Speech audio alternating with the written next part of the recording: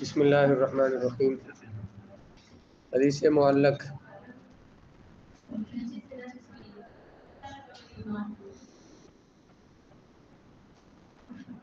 معلق جو ہے یہ اسم مفعول کا صیغہ ہے۔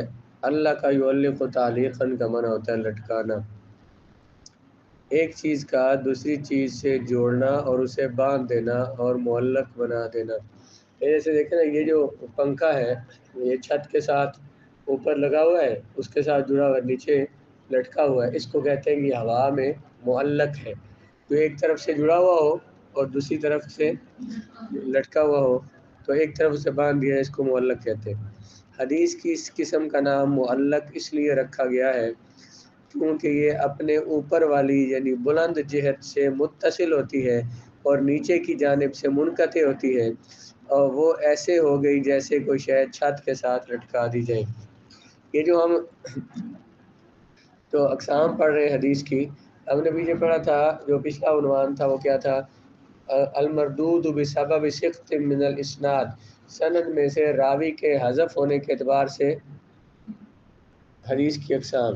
تو سند کے اعتبار سے، سند کے درمیان سے راوی کے یا سند میں سے راوی کے حذف کے اعتبار سے حدیث کی 4 قسمیں ہیں، 5 قسمیں: معلق، مرسل، معدل، منقطع اور سقوط خفی۔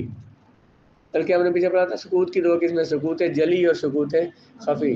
سقوط جلی جو ہے نا کہ راوی حذف ہو اور وہ واضح طور پہ حذف، اس کا پتہ بھی ہو، تو اس کی 4 قسمیں ہیں: معلق اور مرسل، معدل اور منقطع۔ ابھی آپ معلق کی تعریف میں یہ بات دیکھیں گے، جس کی سند کی ابتدا یعنی صحابی کی جانب سے ایک یا زیادہ راوی مسلسل حذف ہو، اس حدیث کو معلق کہتے ہیں۔ جس کی سند کی ابتدا سے یعنی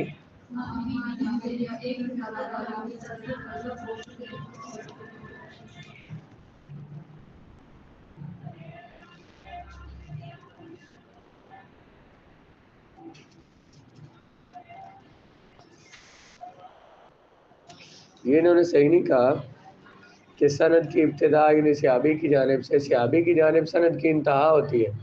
آپ کو بتایا تھا، یہ دیکھیں اگلی تعریف میں مرسل کی تعریف میں لکھا ہے وہ حدیث جس کے آخر سند میں تابعی کے بعد والا راوی حذف ہو۔ تو پھر آخر کہاں پہ ہوئی؟ صحابہ کی طرف۔ سند کی ابتدا کہاں سے ہوگی؟ تابعی کی طرف۔ سند کی ابتدا یہاں پہ کیا لکھا ہے کہ بلکہ انہیں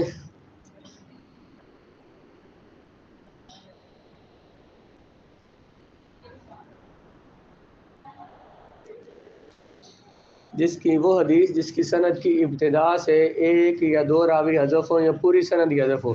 سند کی ابتدا سے مراد یہی ہوگی، جس امام بخاری مثلا حدیث بیان کرتے ہیں تو اپنے کسی استاد کا ذکر نہیں کرتے، اپنے کسی استاد کا نام نہ لیں، یا پوری سند ہی حذف کر دیں، یا پھر سند کی ابتدا سے 2 3 4 راوی حذف کر دیں، آگے صحابی یا تابعی کا ذکر کریں، اس کو حدیث معلق کہتے ہیں۔ یہاں پر بھی یہ لکھا ہے کہ معلق اس کی سند کی ابتدا سے کوئی راوی مصنف کے تصرف کے ساتھ ساکت ہو تو حدیث معلق ہوتی ہے۔ اس کے طریقے مختلف ہیں، مثلا کبھی مکمل سند حذف کر دی جائے اور راوی یہ کہے، جو حدیث کی کتاب جو لکھی ہے وہ یہ کہیں قال رسول اللہ صلی اللہ علیہ وسلم، یا پھر یہ کہ کبھی مکمل سند حذف کر دی جائے مگر صحابی اور تابعی دونوں کو ذکر کیا جائے، تو پھر حذف کہاں پہ ہوا؟ یہ صحابی اور تابعی کی جانب پھر سند کی آخر بنتی ہے نا۔ کیا کہہ رہے ہیں کہ سند کی ابتدا سے حذف کیا جائے اور صحابی اور تابعی کو ذکر کیا جائے، ان کا نام لیا جائے، لیکن پہلے والی سند کو حذف کر دیا جائے۔ کبھی ایسے بھی ہوتا ہے کہ راوی جس سے حدیث سنتا ہے، اپنا استاد جس سے حدیث سنتا ہے، اسے حذف کر کے حدیث کی نسبت اوپر والے شیخ کی طرف کر دیتا ہے۔ اگر اس سے اوپر مصنف کا اپنا شیخ ہو تو اس کے بارے میں اختلاف ہے کہ کیا اس روایت کو تعلیق کہا جائے گا یا نہیں کہا جائے گا۔ تو وہی بات کہیں گے، یہاں انہوں نے یہ جو بریکٹ میں جو بات لکھی ہے نا، اس میں غلطی ہوئی لکھنے میں۔ جس کی سند کی ابتدا سے 1 یا 2 راوی حذف ہو، ابتدا سے مراد کے جو مصنف ہیں حدیث کی کتاب کے، جو ان کے جو شیخ ہیں، ان کے جو استاد ہیں، انہوں نے اس کو حذف کیا ہو یا پھر پوری سند کو حذف کر دیا ہو۔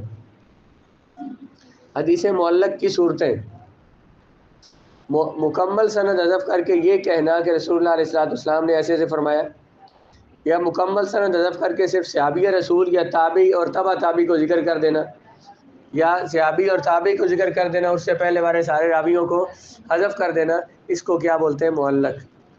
اب دیکھنا معلق کیا کہا تھا کہ جو یہ ہوتا ہے کہ جیسے اوپر سے بندہ ہو، نیچے چیز لٹکی ہوئی ہو، تو اوپر سے وہ حدیث آ رہی ہے کہاں سے؟ رسول اللہ سے اور صحابہ سے، تو اوپر سے تو وہ جڑی ہوئی ہے، صحابہ کی رسول اللہ کے ساتھ ملاقات سے، تابعی کی صحابی سے ملاقات اوپر سے جڑی ہے، لیکن نیچے مصنف کے ساتھ اس کا رابطہ جو زمین پہ سمجھ لے اور اوپر سے آ رہی ہے تو اس کے ساتھ رابطہ منقطع ہے، گویا کہ وہ زمین میں درمیان میں استاد جو ذکر نہیں کیا، تو اس لیے وہ جیسے کہ وہ زمین اور آسمان کے درمیان ہے، یا آسمان کے ساتھ وہ لٹکی ہوئی ہے اور زمین پر اس کا زمین والوں کے ساتھ اس کا رابطہ نہیں ہے، درمیان میں رابطہ منقطع ہے۔ امام بخاری نے کتاب الصلاۃ باب ما یذکر فی الفخذ کے ابتداء میں ذکر کیا، قال ابو موسیٰ، حضرت ابو موسیٰ اشعری نے فرمایا غط النبی رکبتیہ، رسول اللہ علیہ السلام نے ڈھانپ لی اپنے دونوں گھٹنے، حین داخل عثمان، جب حضرت عثمان داخل ہوئے۔ اب کیا کہتے ہیں امام بخاری صحابی رسول سے ابو موسیٰ اشعری سے روایت کر رہے ہیں، درمیان میں تابعی کا ذکر نہیں، تبع تابعی کا ذکر نہیں، اپنے شیخ کا ذکر نہیں ہے۔ معلق حدیث مردود ہوتی ہے اور غیر مقبول ہوتی ہے، کیونکہ اس میں مقبول کی لازمی شرطوں میں سے ایک شرط اتصال سند مفقود ہوتی ہے۔ حدیث معلق جو ہوتی ہے یہ مردود ہوتی ہے اور مقبول ہے، اس میں حدیث مقبول کی لازمی شرطوں میں سے ایک شرط، کون سی شرط؟ اتصال سند، وہ نہیں پائی جاتی، اس لیے کہ اسی سند سے ایک یا ایک سے زیادہ راوی حذف ہوتے ہیں۔ اب ان معذوف راویوں کے حالات کا علم نہیں ہوتا کہ وہ راوی کیسے ہیں، جب ان کا نہیں پتہ ہوتا اس وجہ سے حدیث کو رد کر دیا جاتا ہے۔ جس راوی کا نام ذکر نہیں کیا ہو تو پتہ نہیں وہ راوی کون سا تھا، تو وہ راوی صحیح تھا یا نہیں تھا، تو حدیث کی جو اقسام بنتی ہیں وہ راویوں کے حالات کے اعتبار سے بنتی ہیں۔ صحیحین میں معلقات کا حکم، حدیث معلق کا عام حکم یہ ہے کہ وہ مردود ہے، غیر مقبول ہے۔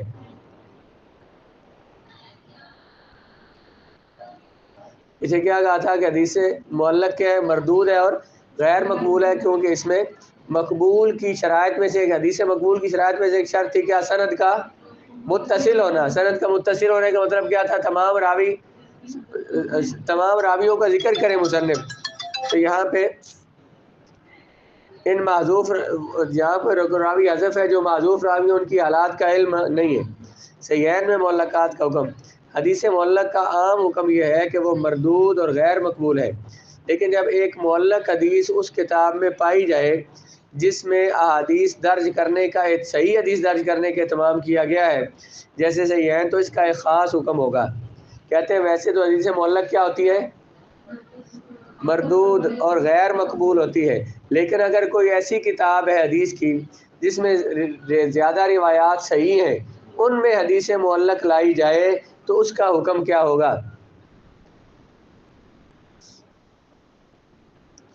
جو حدیث یقینی الفاظ کے ساتھ ذکر ہو تو حدیث معلق، لیکن یقینی الفاظ کے ساتھ ذکر ہو، قال، بندہ محدث یہ کہتا ہے، جنہوں نے کتاب لکھی ہے وہ کہتے ہیں میرے فلاں استاد نے کہا، ذاکر، انہوں نے حدیث ذکر کی، حکا، انہوں نے حکایت بیان کی، تو ایسی روایات کو اپنے راوی کی منسوب کر، ایسی روایات کو اپنے راوی کی طرف منسوب کرنا تو ٹھیک ہے، لیکن نبی کریم علیہ السلام کی طرف نسبت صحیح نہیں ہے۔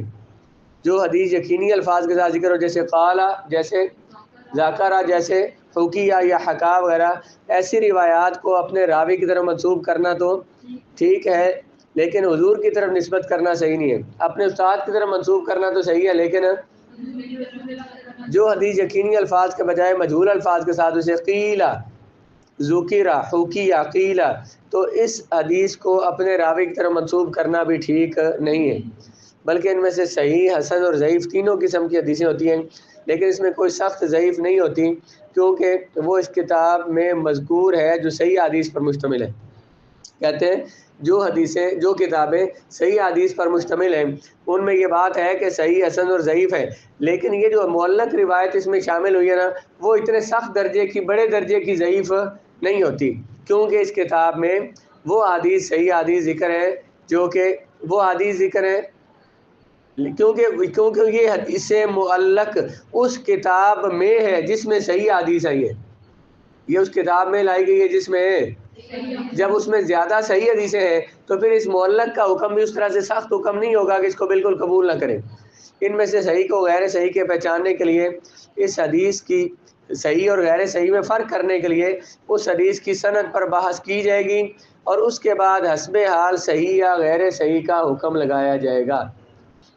ان میں سے صحیح کو غیر صحیح حدیث سے جدا کرنے کے لیے حدیث کی سند پر بحث کی جائے گی اور اس کے بعد حسب حال صحیح یا غیر صحیح حدیث کا حکم لگایا جائے گا، جیسی حالت ہوگی اس کے مطابق۔